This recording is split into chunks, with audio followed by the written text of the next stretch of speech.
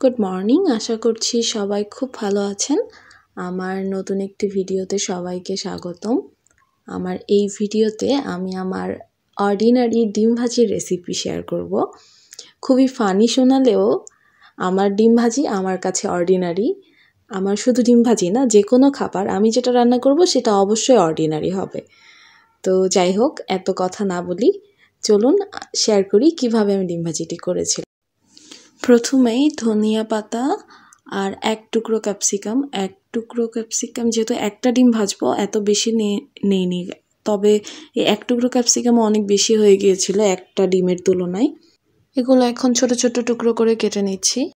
যার যেভাবে ভালো লাগে সে সেভাবে কেটে নিতে পারে না, আবার খুব বেশি বড়ও না। আমার একটা ডিমে ইউজ করার মতো সাইজ করে কেটে নিয়েছি, অর্ডিনারি সাইজ আর কি। অর্ডিনারি ব্যাপারটা তো ঘটাতে হবে, তাই না?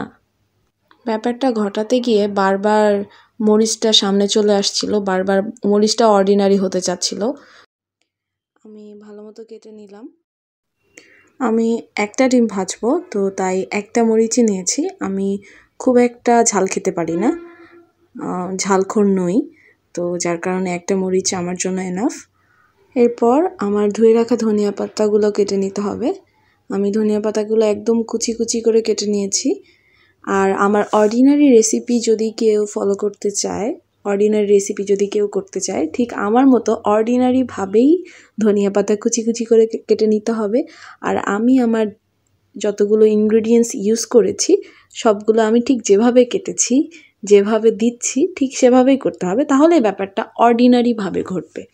যাই হোক, আমি আমার আগে থেকে কেটে রাখা ছিল এই পেঁয়াজগুলো দিয়ে দিচ্ছি। পেঁয়াজ খুব বেশি দেইনি, একটা ডিমের তুলনায় যতটুকু পরিমাণ দেওয়া যায়।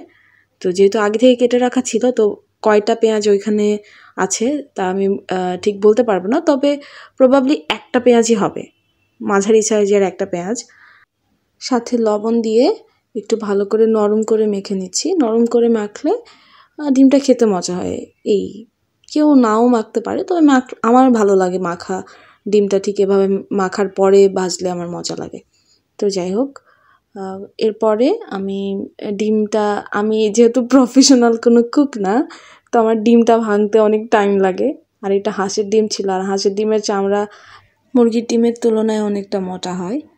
তো যাই হোক, ডিমটা ভেঙে দেওয়ার পরে সুন্দর করে এই সব কিছুর সাথে মিশিয়ে নিচ্ছি।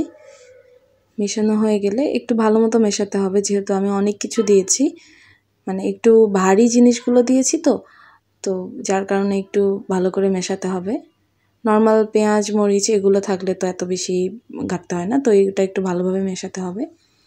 কড়াইতে একটু আগে ডিম ভাজা হয়েছে, তো কড়াইতে আগে থেকে তেল ছিল, আমি সামান্য তেল দিয়ে নিয়েছি।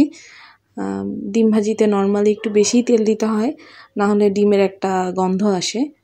আর এইটা যেহেতু হাঁসের ডিম ছিল, হাঁসের ডিমের কিন্তু একটা গন্ধ থাকে, তো তেলের পরিমাণটা ঠিক হলে সেই গন্ধটা পাওয়া যায় না।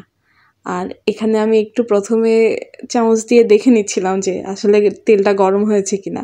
তেল গরম হলে দেওয়ার সাথে সাথে এরকম সাইডে বাবলস হয়ে যায়, তো এভাবে করে নিয়েছি। মায়েরা যখন কোনো কিছু করে তারা অভ্যস্ত, তো তারা অনেক দিনের এক্সপিরিয়েন্সড থাকে, তো যার কারণে তারা দেখেই বুঝতে পারে তেল গরম হয়েছে কিনা, সব কিছু চোখের আন্দাজে করে ফেলতে পারে। তো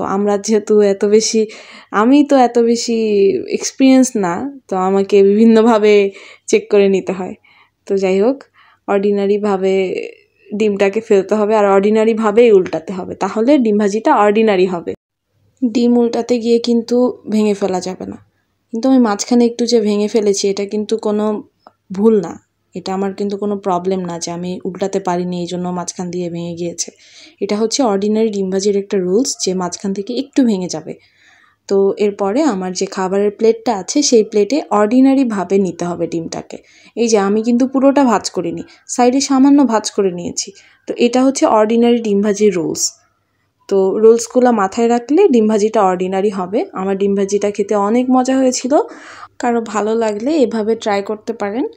আর আজকের মতো এ পর্যন্তই। ভালো থাকুন, সুস্থ থাকুন, দেখা হবে পরের কোনো ভিডিওতে। Tata, bye bye.